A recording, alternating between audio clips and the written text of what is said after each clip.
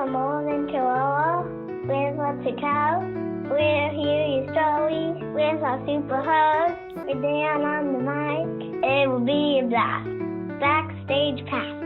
But you're the cat. With me today, we have Mike Potter over here, and we have Jacob Doxtator. They work in our tech department here at the ESD as part of Cascade Tech Alliance, specifically doing cybersecurity work. And that's a newer service. We'll try to not get into too much jargon because there can be a lot. What is our cybersecurity team all about? Well, I try to plug into as many sources of information about potential threats to our computer systems, our information, and try to pull that together with what we see using our own tools internally to see if we can identify threats and fix them before they become a problem. I go do stuff both inside the ESD, but also for all our component districts that invite us in, keeping an eye on what's coming in terms of news, but also using tools to scan their network, scan their systems, and suggest improvements. With the systems and security role, we do some administration of the systems, and then we also help on the security side. So just one example is like patching of the systems. So making sure that like when the Windows updates come out, we call it Patch Tuesday, that those are installing on all the clients and getting pushed out as well as the servers. We know that everybody loves those monthly updates, and they're annoying, we know. But that's the best way to stay proactive in terms of, as in this case, Microsoft fixes a problem, or Apple or whoever, that we apply those fixes as quickly as we can. Yeah. As the rest of us in the agency are having like Taco Tuesday and really enjoying ourselves, you guys are having Patch Tuesday. Patch Tuesday. We have such different Tuesdays. It's a very different Tuesday. It is. What are some emerging cybersecurity risks that employees should be aware of? Gosh. I don't think I should take this one. Well, you may know. That's okay. Pig butchering. It's basically when they social engineer you into fake investments. So it could be crypto, now with crypto being out there, and they will get you to do small amounts and then they fake returns. But the goal is to get as much as they can in there and then they cash it out. One technology that AI enables is something called voice cloning, so that you can take samples of people's voices, put them through the system, and have the system talk and sound exactly like that person. And unfortunately, that technology has been used to try to commit fraud. The FBI has recommended this for families to create a code word or a safe word to identify themselves in those kinds of scenarios. You went straight to like literally scaring me and probably our entire staff. So part of talking about it is to take that shame out of it, that these are things that affect everyone, whether you're very experienced or not. How would you suggest that people protect themselves against those types of? Well, usually the best rule of thumb is if it sounds too good to be true, it probably is. And to check with someone else or check with some other resource, don't be rushed. A lot of people talk in terms of something called FUD, F-U-D, fear, uncertainty, and doubt. We try to think in terms of being forewarned is being forearmed. You get a strange looking email, even if you can't identify why it's strange, contact us. We always will look at those messages. It's always worth it. You have phone a friend. What does equity in tech look like? I mean, from a people standpoint, we do have a really diverse team. We have people from different countries who immigrated here and stuff like that. So you get a lot of good different perspectives when we have the equity conversations from that perspective.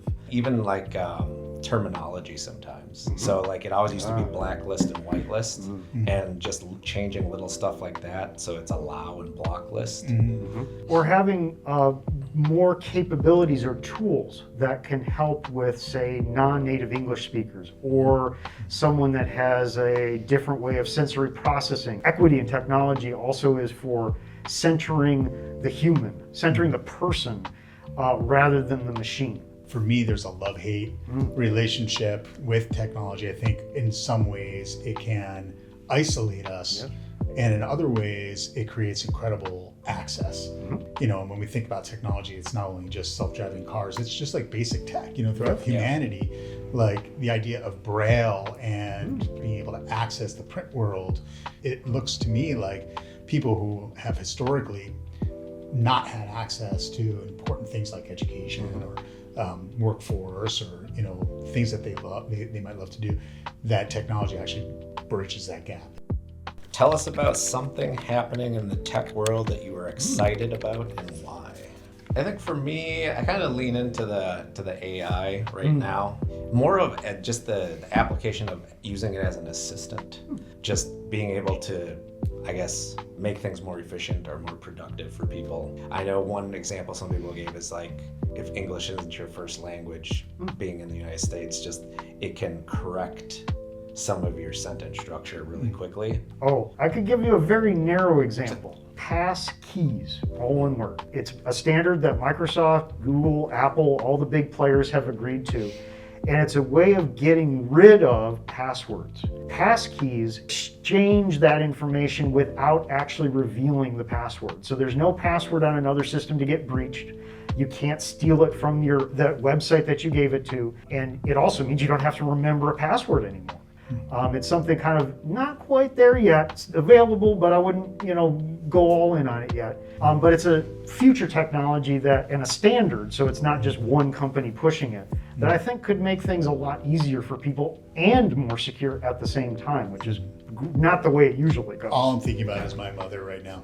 Love you, Mom, but like the idea of her with all the passwords, I've seen her, I'm like, oh God. We're in trouble here. Well, and some folks, and sometimes a piece of paper that has that information, it's not what we want you to do at work. But if there's someone like a relative at home and maybe is having trouble like keeping all this information together, because it's hard, have them write it down on a piece of paper, put it in a safe place, and at least that way there's a different password for every account. They don't have to stress about whether they can remember it or not. And it's easier to protect that piece of paper than sometimes doing something else. So we don't say do that for your work accounts. Don't do it for work accounts. So now before us are rapid fire questions here, where we're gonna flip it over and then boom, whatever comes to mind. Are you guys ready to do it? All right. All right, let's keep it clean. All right. Describe your favorite comfort meal. Ooh. Nachos. Pizza. Carnitas. Nothing bad there. What's your favorite way to unplug from technology in your free time? Read a book on, the old style.